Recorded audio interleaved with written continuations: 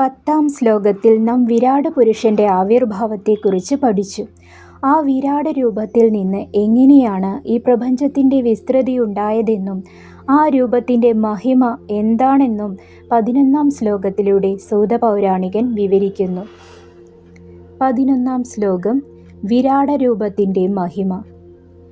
വിരാട പുരുഷൻ എന്നത് കേവലം ഒരു രൂപമല്ല, മറിച്ച് അനന്തകോടി പ്രപഞ്ചങ്ങളുടെ ആധാരമാണെന്ന് ഈ ശ്ലോകം വ്യക്തമാക്കുന്നു. ശ്ലോകം: യസ്യ രോമകൂപേഷു വിശ്വാനി ച പ്രകീർത്തിതാഃ ഗണ്യന്തി ചൈവ പാംസോനി ന വിശ്വാനി മുനീശ്വരാ.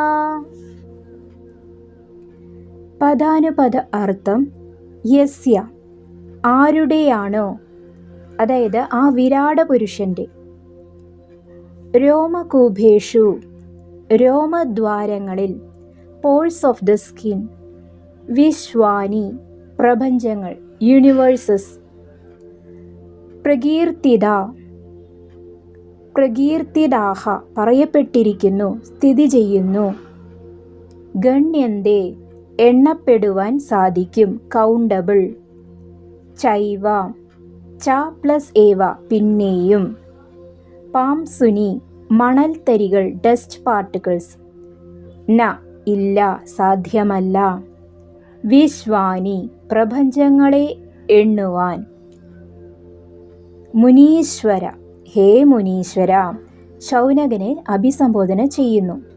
ഈ ശ്ലോകത്തിൻ്റെ സാരം: ഹേ മുനീശ്വര, ആ വിരാട പുരുഷൻ്റെ ശരീരത്തിലെ ഓരോ രോമകൂപങ്ങളിലും ഓരോ പ്രപഞ്ചങ്ങൾ സ്ഥിതി ചെയ്യുന്നു എന്ന് പറയപ്പെടുന്നു. ഈ ഭൂമിയിലെ മണൽത്തരികൾ പോലും വേണമെങ്കിൽ എണ്ണിത്തീർക്കാം. എന്നാൽ ആ വിരാട രൂപത്തിലുള്ള പ്രപഞ്ചങ്ങളെ എണ്ണിത്തീർക്കുക അസാധ്യമാണ്. ഗഹനമായ വിശദീകരണവും തത്വചിന്തയും. ഈ ശ്ലോകം ഭാരതീയ പുരാണങ്ങളിലെ അനന്തകോടി ബ്രഹ്മാണ്ഡ സങ്കല്പത്തെയാണ് മുന്നോട്ട് വയ്ക്കുന്നത്. പ്രപഞ്ചങ്ങളുടെ ബാഹുല്യം. ആധുനിക ജ്യോതിശാസ്ത്രം പറയുന്ന മൾട്ടിവേഴ്സ് സങ്കല്പത്തോട് ഇതിന് വളരെയധികം സാമ്യമുണ്ട്. നാം കാണുന്ന ഈ സൂര്യനും ചന്ദ്രനും ഭൂമിയും അടങ്ങുന്ന പ്രപഞ്ചം ആ വിരാട പുരുഷന്റെ ശരീരത്തിലെ ഒരു ചെറിയ ബിന്ദു മാത്രമാണ്. അളവില്ലാത്ത ജ്ഞാനം. മണൽത്തരികൾ എണ്ണുക എന്നത് അസാധ്യമായ കാര്യമാണ്, അതിശയോക്തിയെ കാണിക്കുന്നു. എന്നാൽ അത് ഒരിക്കൽ സാധ്യമായാൽ പോലും ഭഗവാന്റെ സൃഷ്ടിയിലെ വൈവിധ്യങ്ങൾ എണ്ണാൻ കഴിയില്ല എന്ന് പറയുന്നതിലൂടെ ഭഗവാന്റെ അപാരതയെയാണ് മുനികൾ വർണ്ണിക്കുന്നത്. വിനയം. ഇത്രയും വലിയൊരു വിരാട രൂപത്തിൻ്റെ ഭാഗമാണ് നാം എന്ന് ചിന്തിക്കുമ്പോൾ നമ്മുടെ അഹംഭാവം, അതായത് ഈഗോ, അലിഞ്ഞു പോകുന്നു.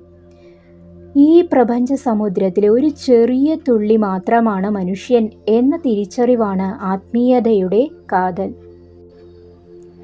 ഗുരുനാഥൻ്റെ ഉപദേശം: വത്സ, നിന്റെ കഷ്ടപ്പാടുകളോ പരാതികളോ തോന്നുമ്പോൾ ഈ ശ്ലോകം ഓർക്കുക. അനന്തകോടി പ്രപഞ്ചങ്ങൾ ആരുടെ രോമകൂപങ്ങളിൽ ലയിച്ചിരിക്കുന്നുവോ ആ പരമാത്മാവിൻ്റെ ഒരു ചെറിയ അംശമാണ് നീയും.